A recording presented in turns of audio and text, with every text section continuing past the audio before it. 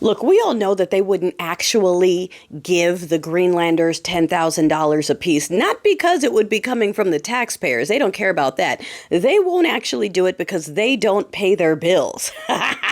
They don't follow through, especially when it comes to offering people money. They offer it and then they don't pay. In fact, isn't Pennsylvania, a group in Pennsylvania suing Co-Sugar Daddy for not paying them for their door knocking or whatever weird thing it was they were doing? The thing that I want to see, though, are the swallowers working overtime to regurgitate to the rest of us why they support the idea of giving $10,000 a piece of our money to Greenlanders. I just want to hear that. I want to hear it. What are they saying? I'm waiting. How is this making everything great? How is this not fraud and overspend, right? You're fine with cutting Social Security and Medicare, Medicaid, whatever. All that stuff is fine. That can go bye-bye. But $10,000 a piece to Greenlanders because your grandpa daddy said so.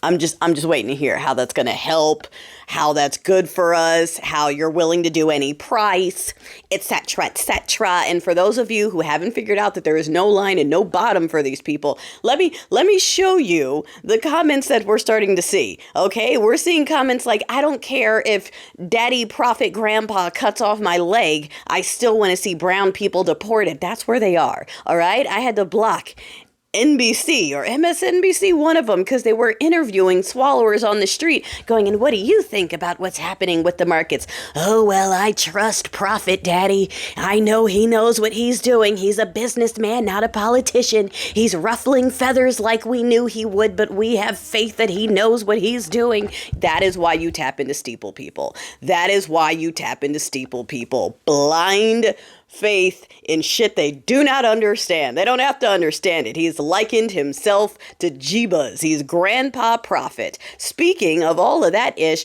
have you seen that Frozen Water has declared themselves the thought police now as well? No, don't worry. I'll show you, because they're the ones who twatlered it out. All right, so the people that are busy detaining third graders, all right, it is now their job to stop illegal ideas. What the fuck are illegal ideas?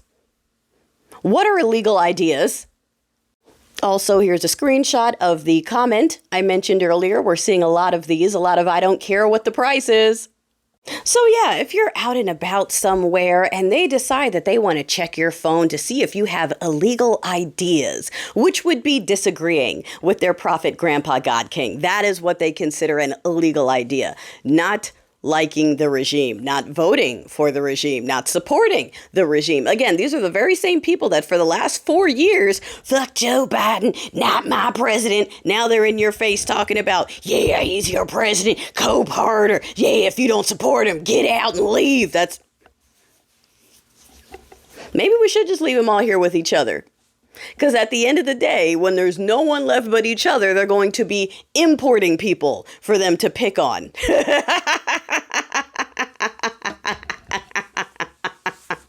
Just like some of the incel people are realizing, they're like, okay, it's imploding a little bit because these boys are realizing that they don't actually want to go get those manufacturing jobs. They don't want to leave mommy's basement and go work and support a woman. They're realizing that they actually, no, I want the government to assign me a financially independent woman who can take care of me, but also I don't want her to have a job because women should be property. So we should just live off of the government and get free women, and then they pay me to stay in my basement and talk about how much I don't like women and how I'm a high value man because mommy told me so. Like, oh my gosh. Oh, you guys are giving all the power to people who are still eating crayons and glue.